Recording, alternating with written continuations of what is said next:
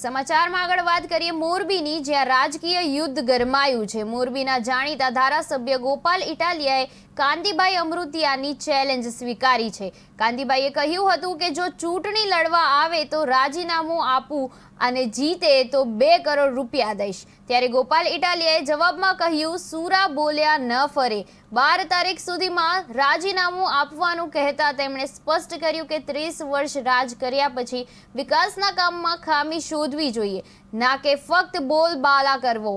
મોરબીમાં આ રાજકીય ટક્કરથી ઉઠેલી હલચલ સામે લોકોની નજર રહેશે।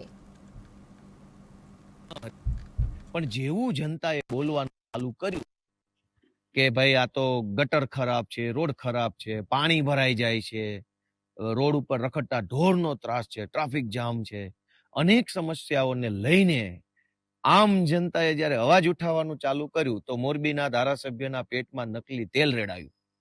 30 વર્ષ સુધી આ જ જનતાએ જ્યારે તમને મત આપ્યા અને સળંગ 30 વર્ષ સુધી ધારાસભ્ય બનાવ્યા તો તમને મજા આવી, તો તમને ગલગલિયા થયા, ખુશ થયા, આનંદ આવ્યો।